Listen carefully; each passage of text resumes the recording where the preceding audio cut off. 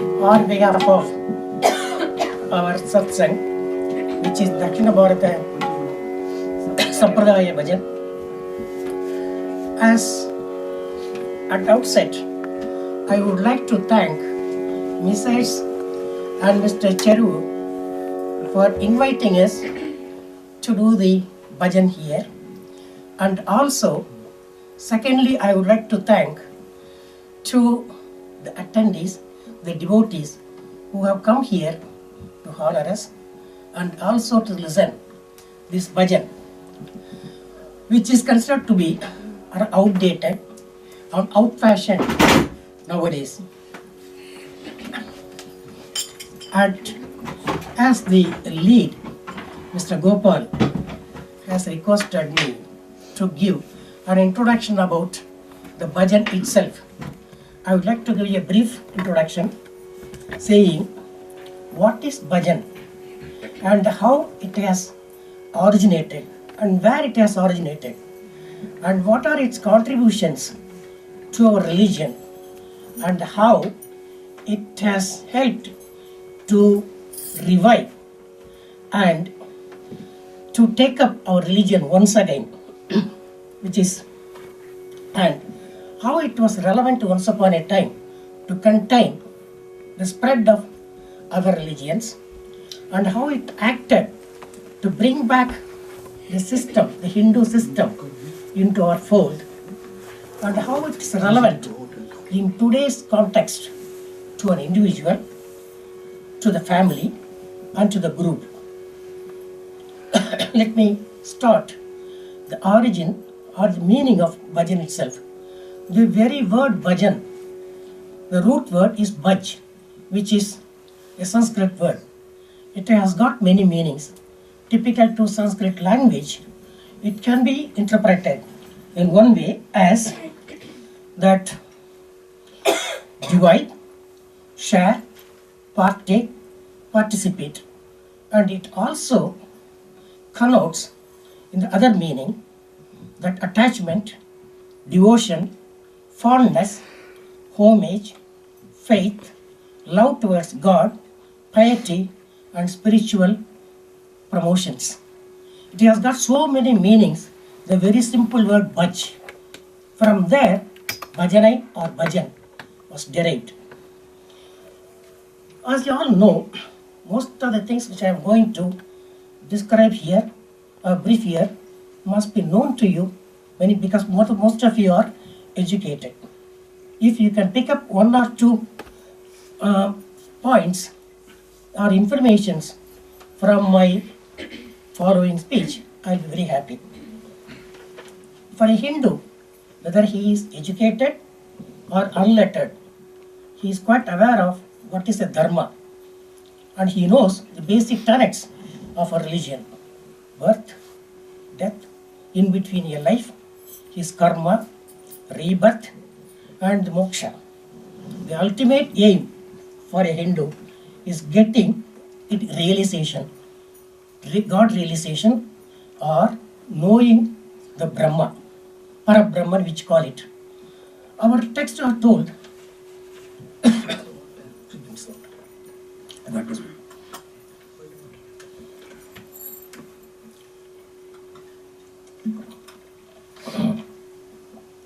our scriptures have shown us the path.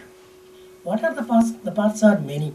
It is not told this is one single path or this is the only way which you have to follow, the dictum, and this is the only thing that will lead to God. No.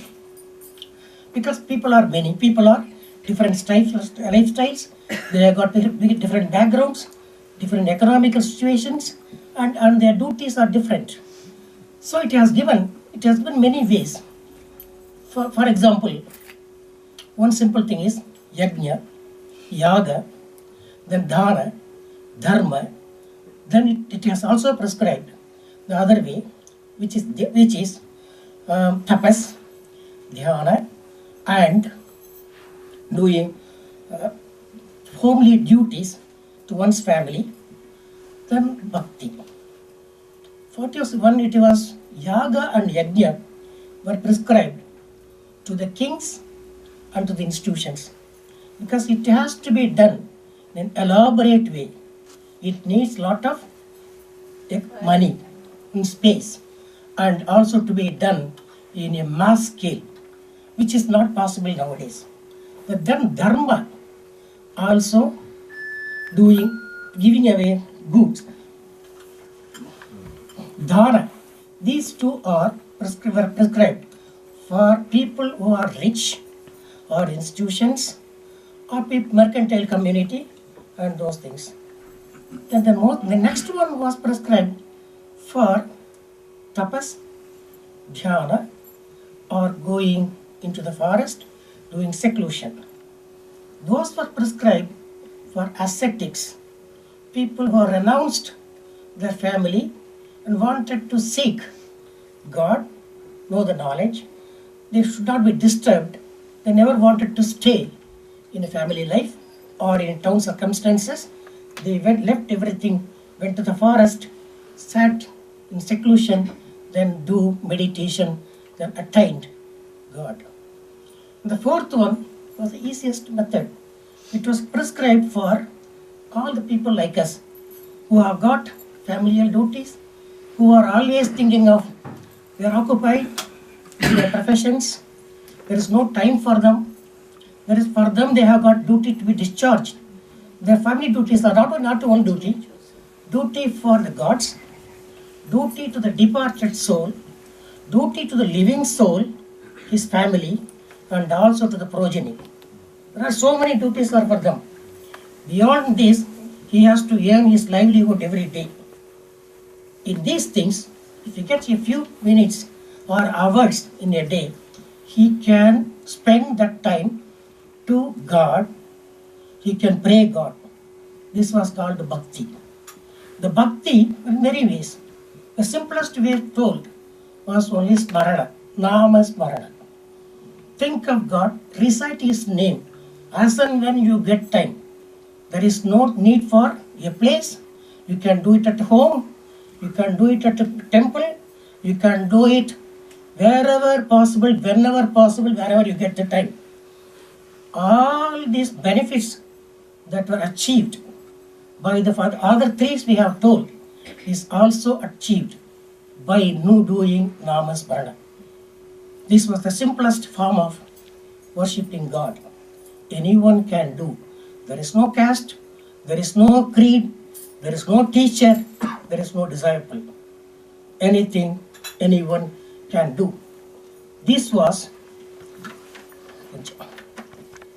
found out the root of this. Because it was simple, it was taken as an effective tool to revive Hinduism. In the 6th and 7th centuries, the Hinduism was at its lowest ebb. During that time, non-Vedic religions, which were not believed in God, existence of God, existence of Naraga, Moksha, and also Devas, Yajnas were refused. During that time, India was under the influence of Buddhism and Jainism. And also because there was also reasons. The reasons were Hindu tenets, the teachings were kept only with the educated class, and it was in Sanskrit. And the religion was confined within the 4 temple walls. It was not taken to the common man. So our seers, our jnanis thought how to bring this to the masses. The mass should understand. I can speak about Vedas, speak about Upanishads, I can speak many things, but I can discuss only with educated people who have got knowledge in Sanskrit. To common man, it's nothing. It's Italian. He will not understand. So this knowledge and these talents has to be taken to the common people, where how they will understand. They will understand these things in their mother tongue. And they will understand this very easily if it is given to him in a fruit form, which is by way of singing. So our people thought, okay, we'll take it to the mass. This movement first started Like all the movement starts from south, it started in Tamil Nadu. The Nayars and 12 Alvars were the first people to bring all the truths in Tamil, and then they spread by way of poetry. It took a route. From there, it went to Karnataka. In Karnataka, from there it went to Maharashtra. From Maharashtra it went to Punjab. From Punjab it went to Madhya Pradesh, Uttar Pradesh. Then it went to Bengal. An entire movement took place.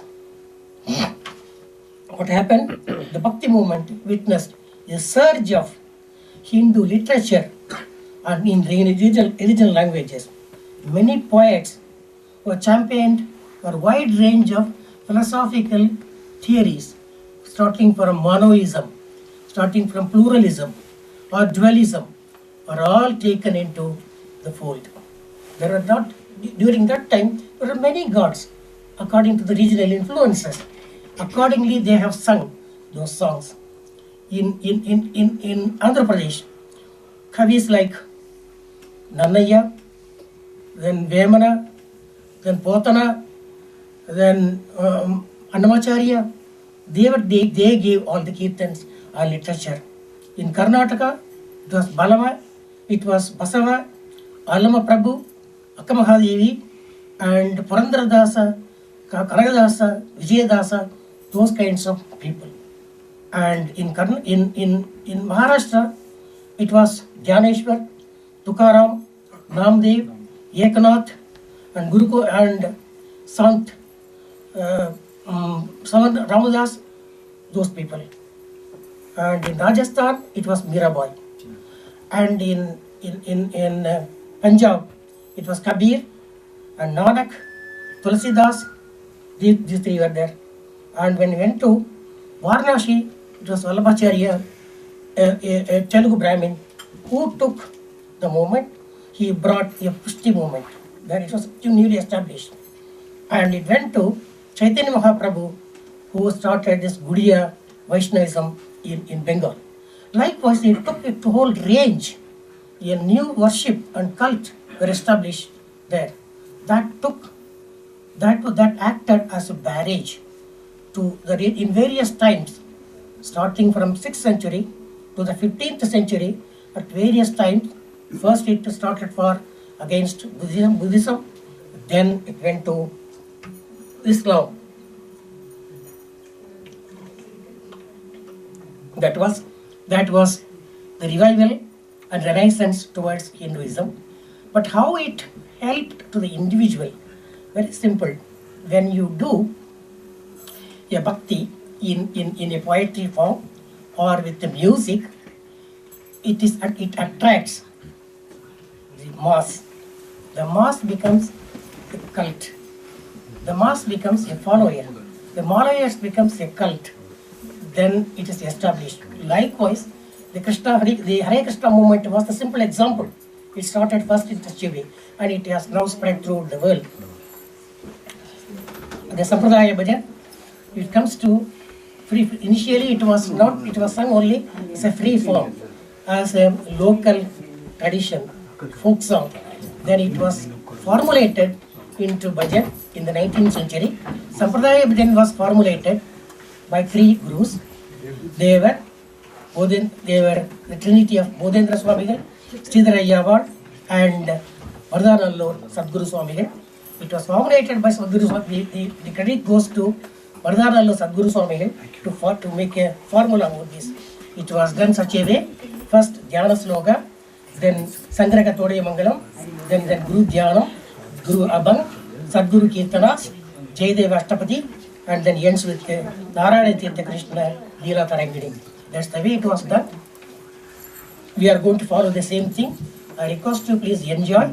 And when you enjoy, when the Nam Sankirtan is done, please follow, and you can say Krishna, if God sing, please do the Nam Sankirtan also when we do it. Thank you very much for listening to me. Thank you.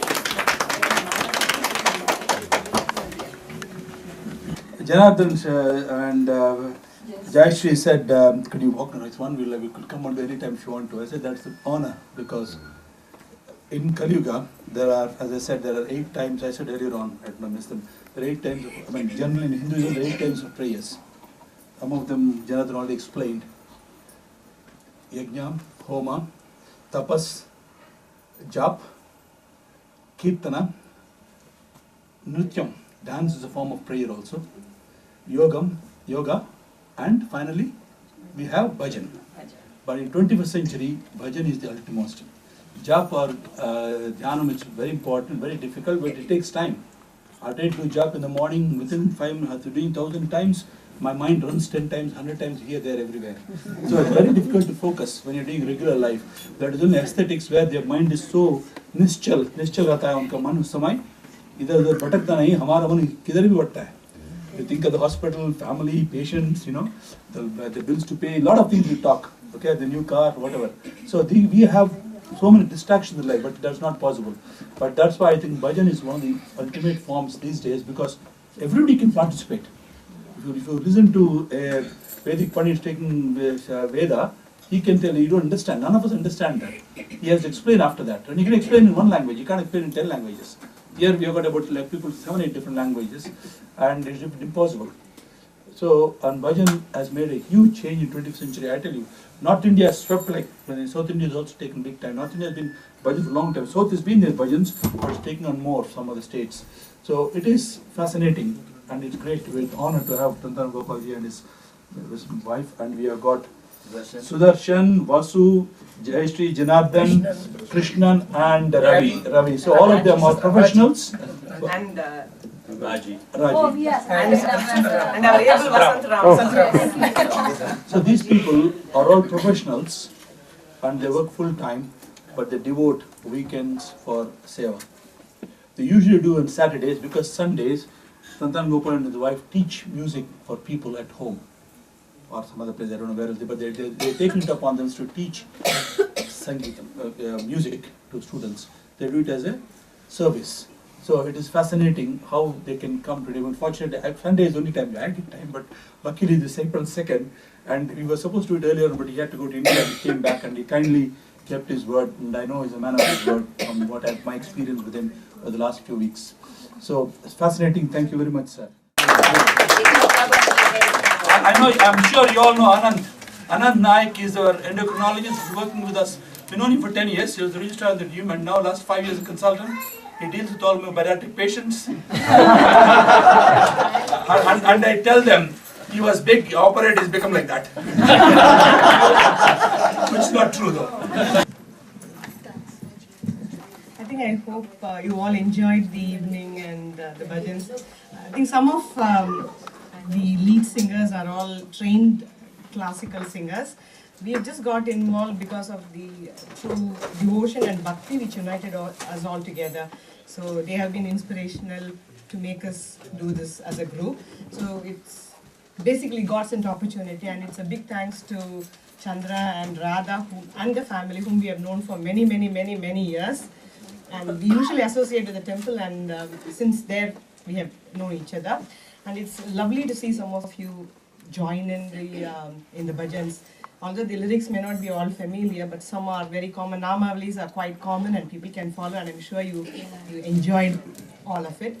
And lastly, it's not without the leaders we will not be there. So we are all there as followers for the thing, and then we want more of people to join in as much as possible. And I think his mission is to make it a big hit in few years' time. So with God's will and all of our support, I think the Bhakti movement will spread in the form of bhajans.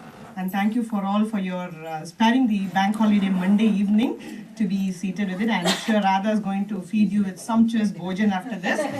So enjoy the bhajan and the bhojan which follows after. So on behalf of all of us, I would like to say a big thanks to you all.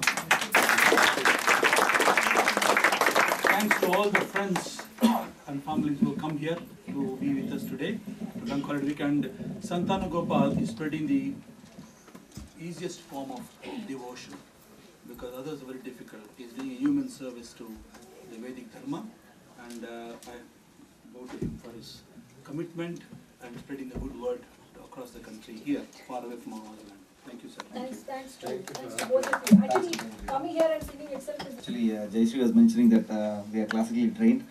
Not classically trained at all. I'm not, at least. Wife is. I don't know how singing got into me actually. I think Lord Krishna himself came to our family around to my forefathers, and actually built a temple for himself in our village, and also a temple in our hearts. And I think that's what he's the one who's singing. It's not me.